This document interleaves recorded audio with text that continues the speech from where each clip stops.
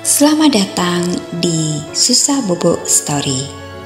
Sebelum cerita dimulai, saya minta dukungan teman-teman dengan klik subscribe channel ini. Dan jangan lupa nyalakan lonceng notifikasinya agar tidak ketinggalan cerita-cerita baru dari channel ini. Selamat mendengarkan.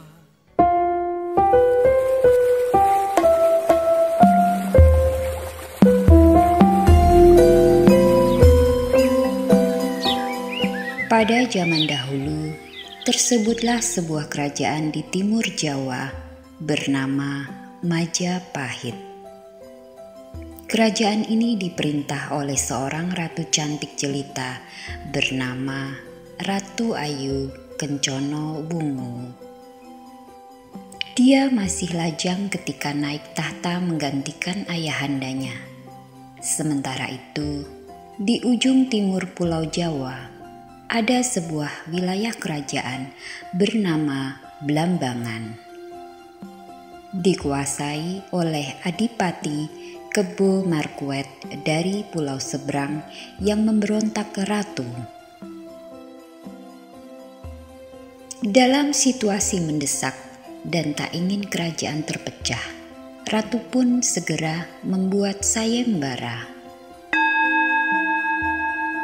Wahai rakyatku, siapapun dia, mau bangsawan, punggawa, ataupun rakyat jelata yang dapat mengalahkan Kebo Markuet, maka akan kunobatkan sebagai adipati baru Blambangan dan menjadi pendampingku.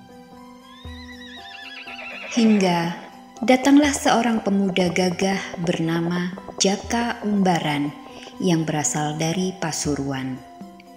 Ia adalah cucu Ki Ajah Pamengger yang merupakan guru sekaligus ayah angkat Adipati Kebo Markuet.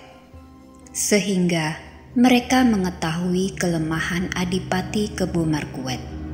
Maka dengan senjata pusaka gada wesi kuning, Jaka Umbaran berhasil mengalahkannya dan naik tahta menjadi Adipati Blambangan yang baru dengan gelar Minak Jinggo.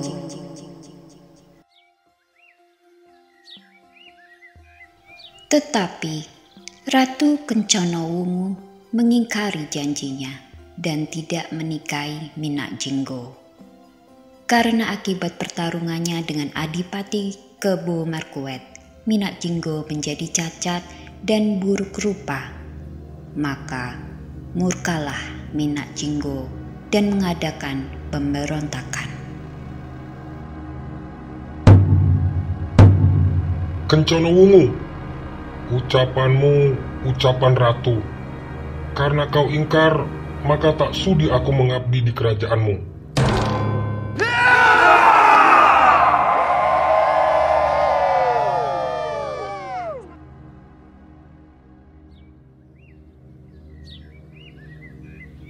Ucapan itu sekaligus membuka pemberontakan Minak Jinggo ke kerajaan Ratu Kencono Wungu. Dalam kebimbangan yang mendesak, Ratu Kencono Wungu bersemedi dan mencari petunjuk jalan keluar dari masalahnya. Maka dipanggillah patihnya Logender. Patih Logender, seperti yang kau tahu, aku tidak bisa menikahi Minak Jinggo karena kondisinya. Tapi akibatnya dia mau menyerangku. Ini tidak bisa dibiarkan, Paduka Ratu. Apalagi pasukan belum pulih akibat banyak peperangan dengan Kebo Markuet sebelumnya.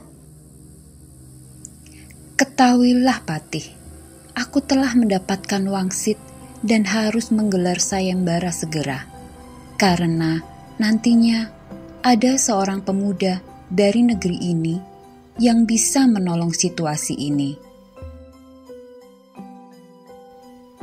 Carilah dia, Patih.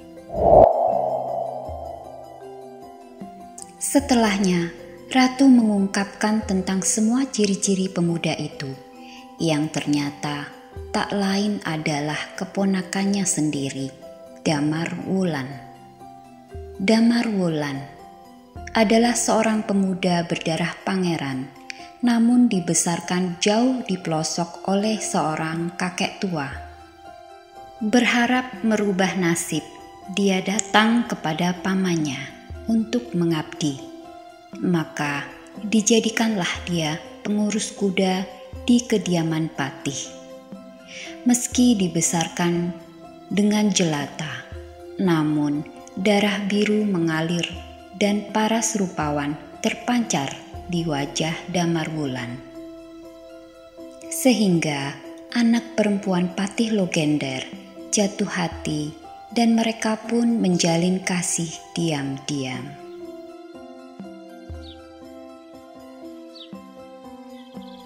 Layang Seto, Layang Kumitir, dua anak Patih Logender, kakak putri Anjasmoro, sangat iri dengan ketampanan Damar Wulan dan selalu berusaha memusnahkannya. Maka terkejutlah mereka ketika tiba-tiba ayahandanya mengutus Damar Wulan untuk melawan Minak Jinggo dan bukannya mengutus mereka. Wulan, atas dawuh Ratu Kencana Wungu, kuperintahkan kau untuk berangkat ke Blambangan dan pulanglah membawa kepala Minak Jinggo sebagai bukti kau mengalahkannya. Baik paman, sendiko dawuh. Jawab Damar Wulan patuh, karena memang jiwanya sudah lama menantikan sesuatu hal besar dalam hidupnya untuk diemban daripada sekedar ngangon kuda dan menjaga kastil pamannya.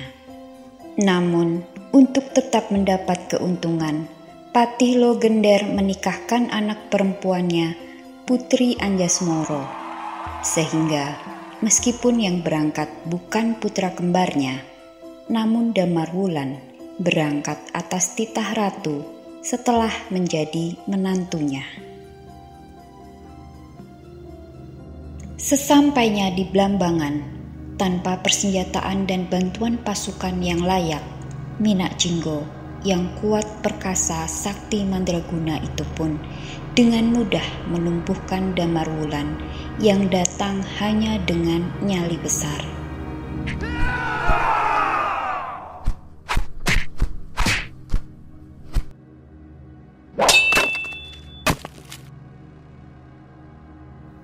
Tersungkurlah dia dan tak berdaya. Namun diam-diam dua selir Minak Jinggo, Dewi Wahito dan Dewi Puyengan telah menyelamatkan dan berupaya membantu Damar Wulan melawan Minak Jinggo dengan mencuri senjata sumber kesaktian Minak Jinggo.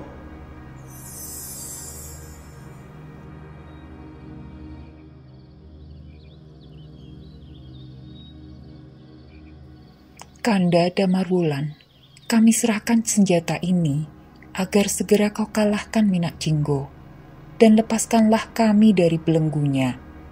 Bawa kami bersamamu, Kanda. Baik, Dewi.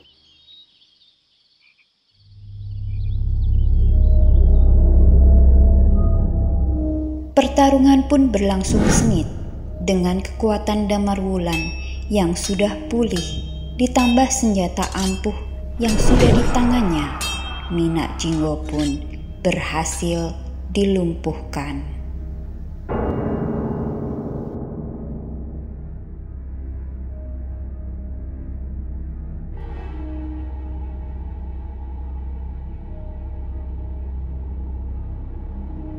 Kemudian Damar Wulan bergegas untuk menyerahkan kepala Minak Jinggo kepada Ratu Kencana Wungu.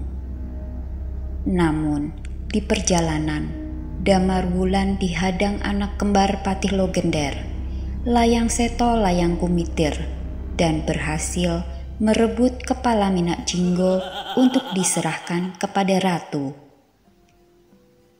Maka peliklah situasi di istana ketika yang datang bukanlah Damar Wulan, seperti petunjuk yang dipercaya Ratu Kencana Wungu.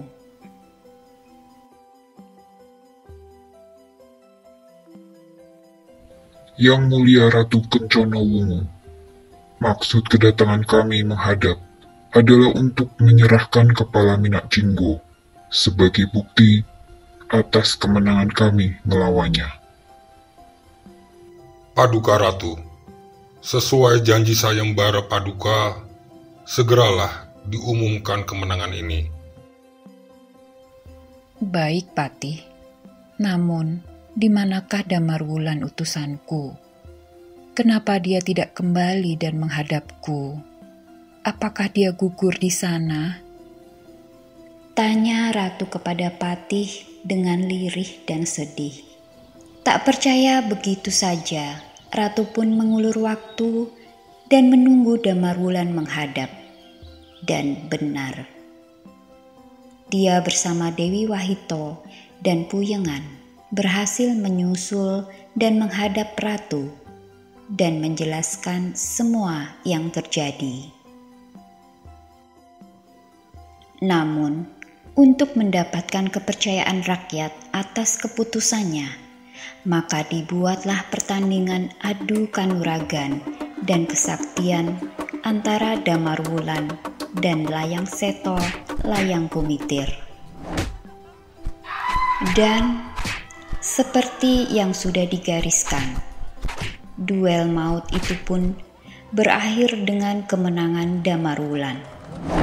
Maka diangkatlah dia menjadi raja baru pendamping Ratu Kencana Wungu dengan 3 selir, Putri Anjasmoro, anak Patih Logender, Dewi Wahito dan Dewi Puyengan, 2 selir Minak Jinggo.